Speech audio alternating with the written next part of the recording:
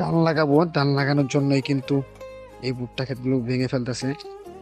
আর অবশেষে কিন্তু আমরা এই ভুট্টাটা বের করতে সফল হলাম।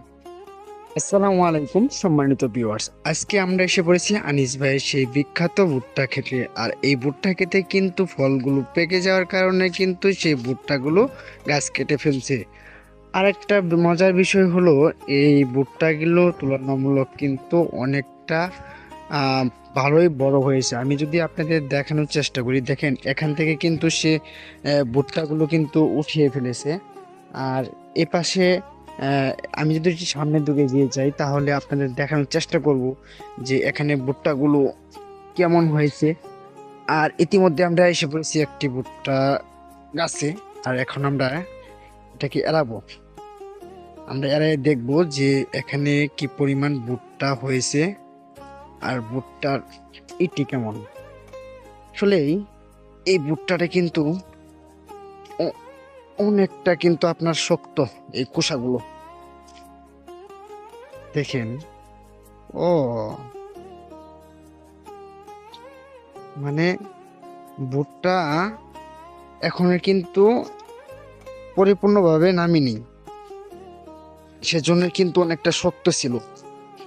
তারপরেও কিন্তু এই গাছটা কিন্তু ভেঙে ফেলতেছে। আর এগুলা কিন্তু ধান লাগাবো, ধান লাগানোর জন্যই কিন্তু এই ভুট্টা ক্ষেতগুলো ভেঙে ফেলতেছে। অবশেষে কিন্তু আমরা এই ভুট্টাটা বের করতে সফল হলাম। একটা বিষয় হলো, আপনারা যদি আমি লক্ষ্য করেন ভিডিওতে, তাহলে দেখতে পারবেন যে এখানে কিন্তু ভুট্টাগুলো কিন্তু আস্তে আস্তে সামনের দিক মানে বড় হতে যাচ্ছে। যেমন এই যে এই জিনিসটা দেখেন, এটা এটা এটা এগুলো কিন্তু সবগুলাই কিন্তু আস্তে আস্তে এই আগাল পর্যন্ত কিন্তু এইভাবে কিন্তু ভুট্টাগুলো সারিবদ্ধভাবে পূর্ণ হয়ে গেত। আসলে বিষয়টা হলো যে সে এখানে কিন্তু আপনার এই প্রায় 2 শতাংশ জমি আছে। এই 2 শতাংশ জমিতে কিন্তু সে ধান চাষ করব। আর ধান চাষ করার কারণ হলো এখানে ভুট্টা গাছগুলো কিন্তু তেমনটা এই উপরে কড়ই গাছ থাকার কারণে কিন্তু অনেকটা ভালো একটি ফলন হয় নাই। সেজন্য কিন্তু সে ভুট্টা লাগাইছিল, এবং ভুট্টা ফলন ভালো না হওয়ার কারণে সেখানে ধান চাষ করব।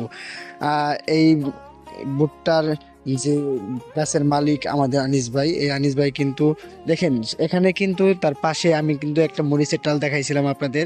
এই মরিচের ডালটাই কিন্তু এখানে সে অস্থির মরিচ চাষ করেছিল, এবং কাজল এবং শত শাক একটি জমিতে 3টি ফসল আবাদ করেছে। এবং কি সে এবার যে মরিচের বাজার এই সম্পর্কেও কিন্তু সে ভালো ফলন নিতে পারছে। আর এখন কিন্তু সে ভুট্টা গাছগুলো কিন্তু কেটে সাফ করতেছে। এই গাছগুলো কিন্তু খড়ি হিসেবে সে ব্যবহার করতে পারবে। আর খড়ির জন্যই কিন্তু সে গোড়া থেকে কাঁচি দিয়ে কেটে ফেলতেছে।